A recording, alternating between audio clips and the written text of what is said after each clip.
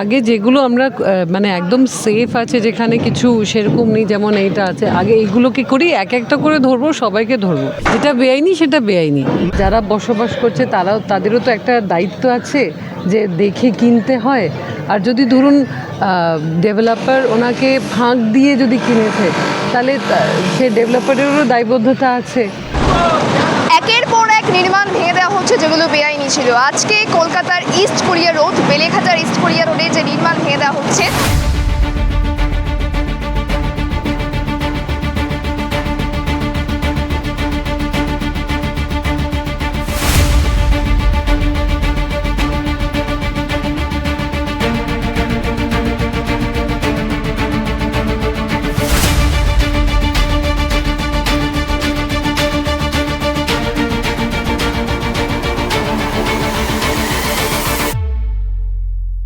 নতুন সরকার আসার পর বিভিন্ন বেআইনি নির্মাণ ভেঙে দেওয়া হচ্ছে। আর এবার কলকাতার ইস্ট কোরিয়া রোডের বেলেঘাটার সেই চিত্র আপনারা দেখতে পাচ্ছেন, বুলডোজার দিয়ে ভেঙে দেওয়া হচ্ছে সেই বাড়ি। বেলেঘাটায় দুটি জায়গায় বুলডোজার চালানো হবে এবং বেআইনি নির্মাণ উৎখাত করা হবে, এবং কলকাতায় 6টি জায়গায়।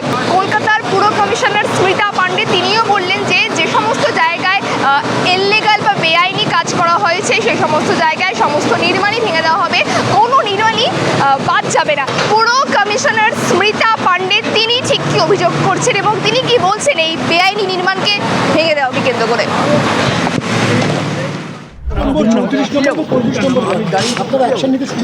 একদম, আর অ্যাকশন কন্টিনিউ থাকবে। 17টার মতো প্রাথমিকভাবে আপনার অনেক ইলিগাল বাড়ি আছে যেখানে মানুষ থাকেন, সেগুলো কি করবেন?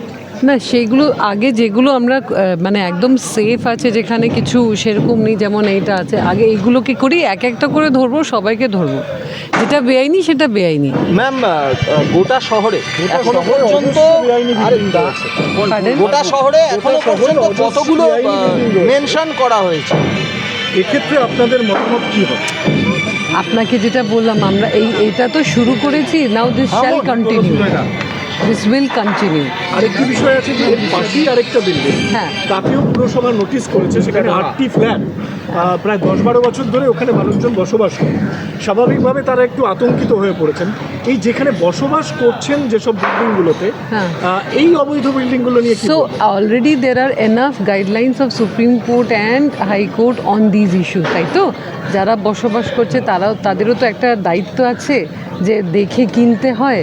আর যদি ধরুন ডেভেলপার ওনাকে ফাঁক দিয়ে যদি কিনেছে, তাহলে সে ডেভেলপারেরও দায়বদ্ধতা আছে, ইজন্ট ইট? সুতরাং ওইগুলো মাথায় রেখে যে গাইডলাইন্সগুলো রয়েছে সেগুলো করে আমরা একটা একটা করে সবাইকে ধরবো। ম্যাডাম, আরো 3টে জায়গাতে আজকে ভাঙার কাজ হচ্ছে, 6টি জায়গায়, দুটো। হ্যাঁ, কোথায় হচ্ছে ম্যাডাম? হ্যাঁ, সেটা একটা।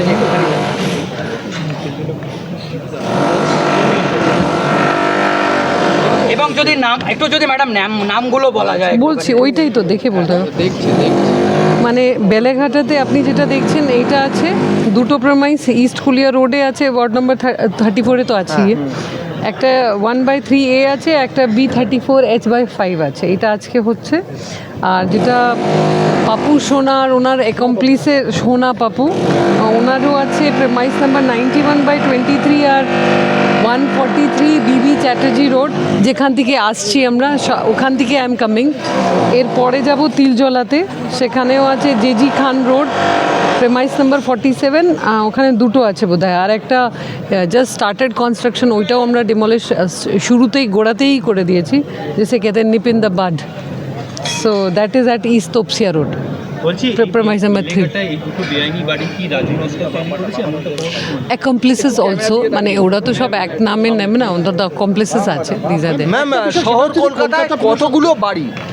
অনেকগুলো। আমি আস্তে আস্তে করি। আমরা একটা আমাদেরকে ইউডিএমএ ডিপার্টমেন্ট একটা পুরো ডেটাবেস চেয়েছে, ওইটা ডেটাবেস আমরা তৈরি করছি।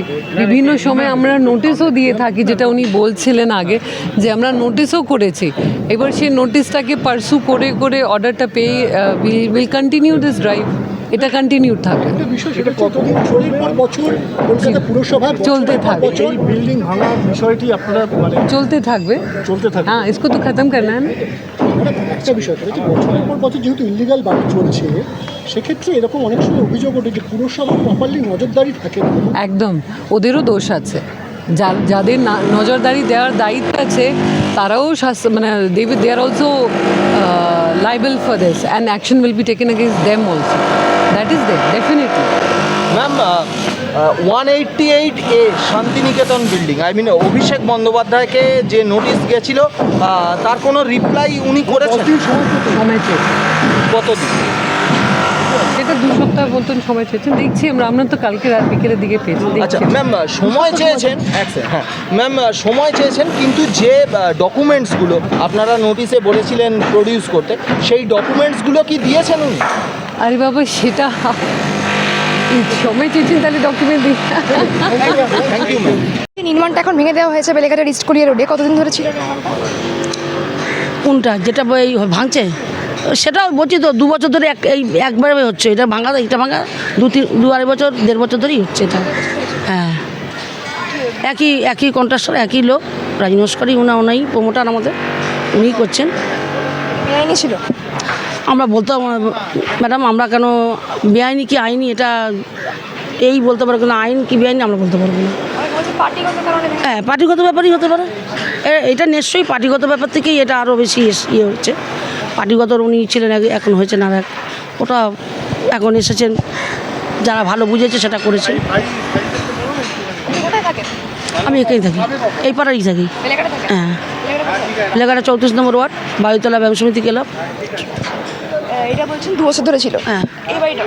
এটাও 2 বছর, একই সঙ্গে দুটোই কাজ একভাবে হচ্ছে।